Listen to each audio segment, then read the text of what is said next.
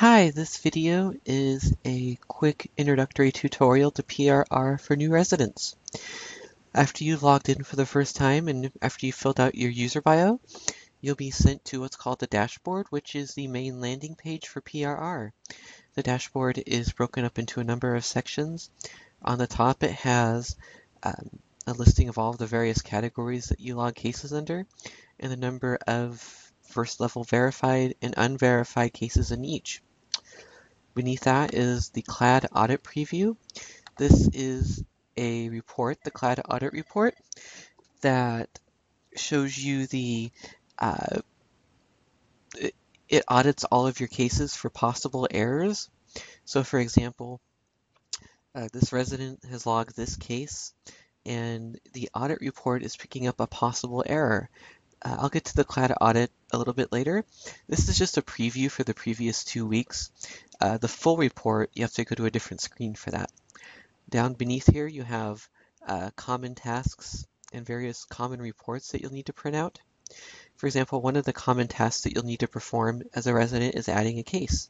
You'll click on Add a Case under Tasks, and right here you'll have you have to fill out this information: patient ID number,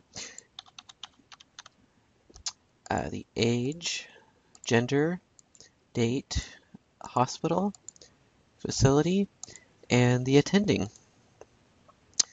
And click on whether or not it was trauma.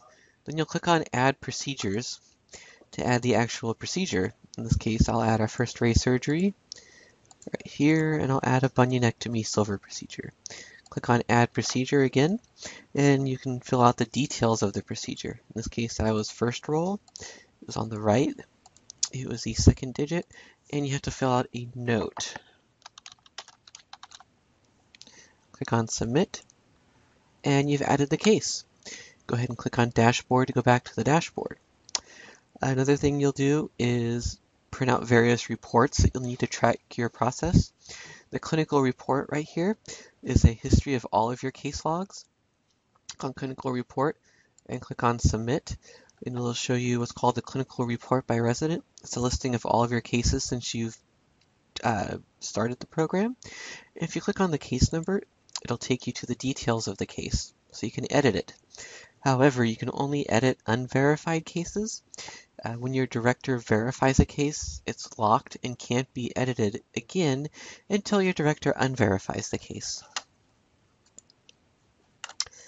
The clinical log summary is a high-level overview of all of the cases that you've done.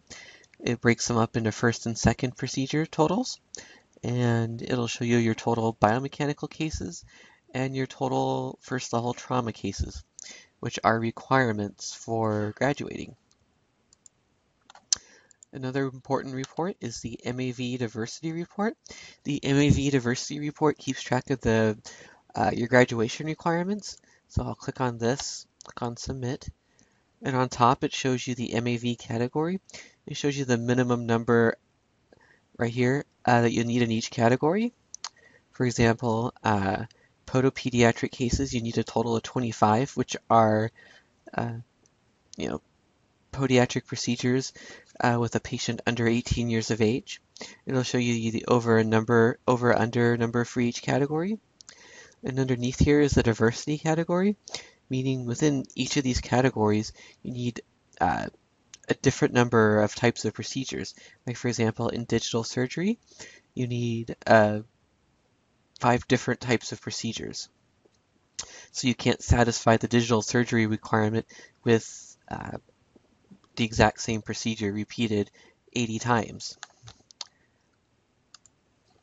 The final report that you'll need is the clinical log audit detail. This is the same report that's run on the dashboard, but this is only the preview of the previous 2 weeks.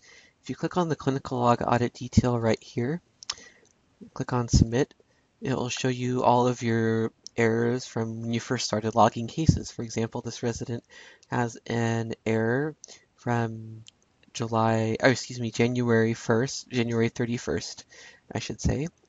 And what you can do is click on Error key in the upper right hand corner, and it will give you a definition of what these errors mean. For example, right here. It'll give you a listing of all of the errors, so you can go in and fix what was wrong with the case. And finally, at the bottom here, we have bulletins that we send out. These are just system-wide bulletins that we feel like everybody should know about.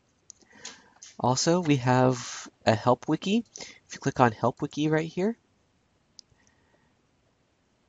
it takes you to our help page, and we have a FAQ, we have video tutorials, we have links to official CPME documents, which you should read. For example, the CPME 320 contains the actual guidelines for podiatric residency programs.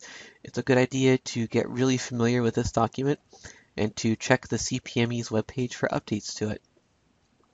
And that concludes our PRR introductory tutorial.